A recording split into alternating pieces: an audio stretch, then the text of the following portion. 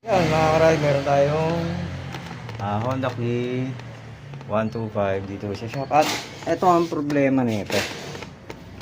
Motor na to. Start natin. Start. Mandar siya. And then, ang nangyayari dito is pag tines mo yung baterya. Ayan. 12.47. Yun lang.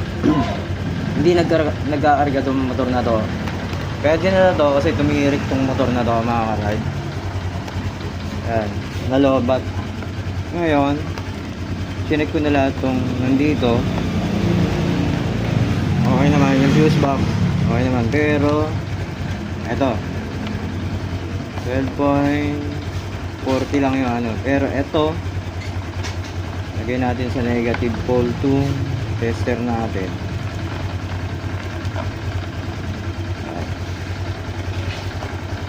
Tapos eto, power supply.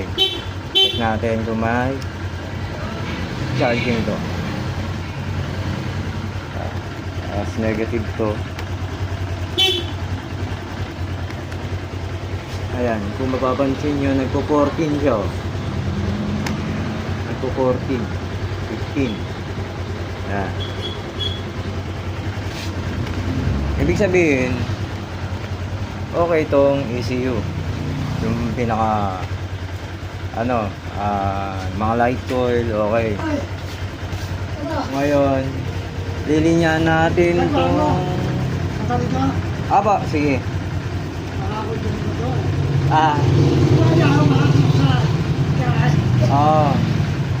Sige ba nang dali niya ba? Apa. Sige. Ngayon check natin tong charging relay. Kung bakit. Itong linya na to. Yan. Yung red na may halong yellow. Okay siya. Yan. Diba? Pero pagdating dito sa battery, wala. Checkin natin tong fuse box. Yung linya na ito mga karay. Okay. Let's go. A few moments later. Yun, ito na mga karay. Yung project natin na hindi nagcha-charge na Honda Click. Ayan. Ngayon, chinek ko itong charging relay niya. Ito. Ayan. Wasak na. Ayan. Ngayon, testing natin, on natin. Ayan. Ngayon, start. I-start siya. Ngayon, test natin yung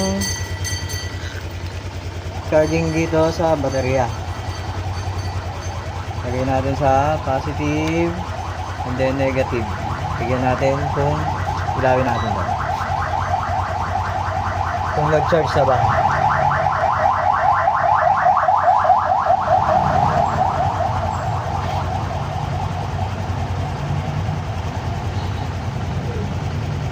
Wala. Ay, tumigil. Ikot muna natin ito.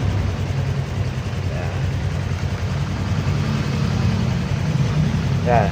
Kung mapapansin nyo, nag 14.54 na. Okay na. Relay. At ito lang yung pinalitan ko mga karay. Yung relay na to. Yung kulay blue. Ito. Yan. Chinek ko lahat ng linya dito. Okay naman. Continuity, lahat ng linya. Meron naman lahat. At yun. Ito lang naging problema. Kasi karaniwan, may napuputol dito mga karag. Ito, yung red white na yan, napuputol yan. Tapos nawawala panel. Yun. Yan, tignan natin dito sa panel ko. Yan o, nag 14.3 na siya. Ayan na siya mga karag. Yun, lagi nyo iti-check yung linya dito. Pag nawalan kayo ng panel, hindi nagcha-charge, yun, check nyo muna yung linya dito sa fuse box. continuity ang gawin nyo. Ayan. At ito, pinalitan ko yung relay. Ayan.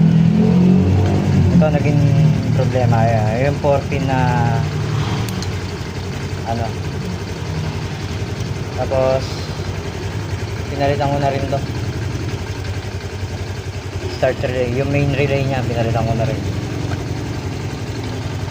Okay, para wala nang problema yung may-ari nito. Okay na to. 14.3.